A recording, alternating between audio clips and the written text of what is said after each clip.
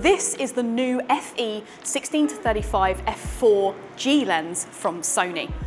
This lens offers really lightweight, portable design, it's high quality, and it's a power zoom lens. Now, if you're a video shooter or you're a stills shooter, this might work out to be the right lens for you because it packs a lot into this very little body. And as a comparison, this is the Zeiss 16-35. So this is the Sony Zeiss 16-35 f4 consistent lens. Now, if you compare the sizes of these, it's got a lens hood on, remember? This one is a lot taller, but also it's a lot heavier. The Zeiss weighs 518 grams, whereas this one is just 353. So if you're looking for something a little bit lightweight, but with that consistent aperture that you can pop in your kit bag, this might be right for you.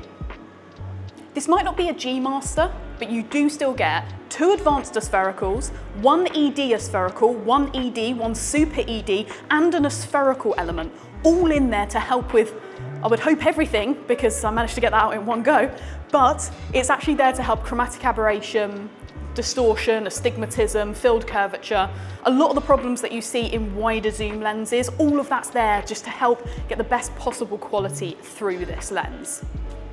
Inside of here, we have a 7-blade circular aperture, which helps keep things smooth in the out of focus areas. And although this might not be a 2.8, it is an f4 constant throughout that zoom range, you can get a little bit of depth in your images and create some out of focus areas, especially when you're at that 35mm end.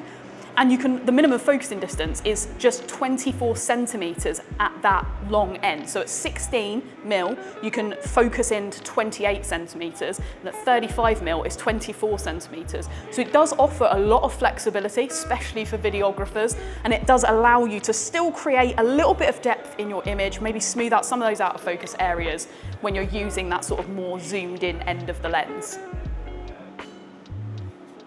A big feature of this lens is that power zoom. That's what a lot of people are going to be excited about. It works with XD linear motors and it just makes it completely smooth, consistent zooming, and it's also pretty much silent.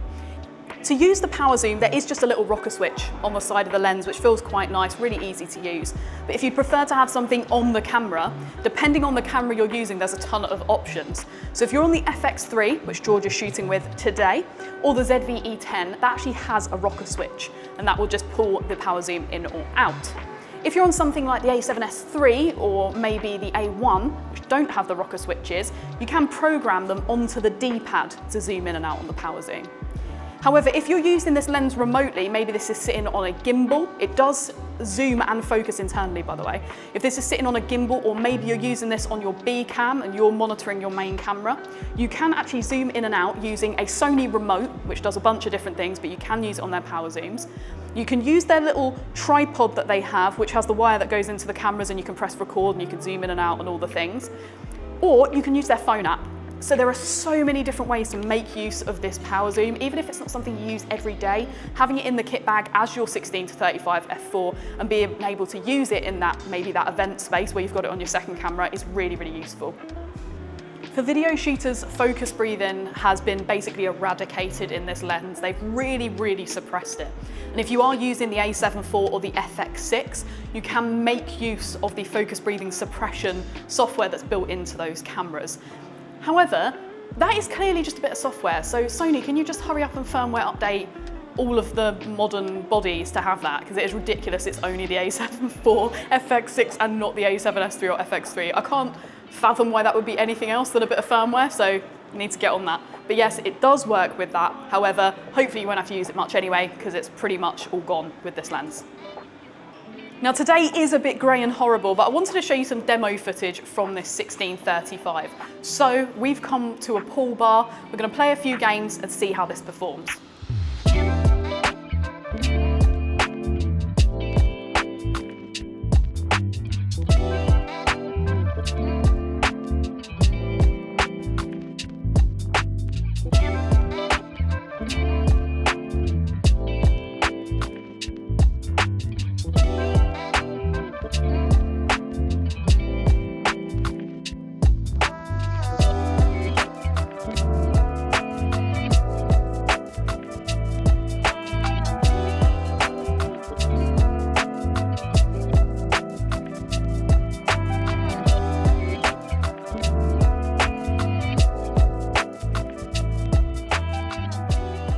If you'd like to find out more about the new 16-35 f4G from Sony, then make sure to pop a comment here. I'll try and get back to you when I can. Or of course, you can take a look at our website. There's a ton of info on there, and I'll put a link in the description for you.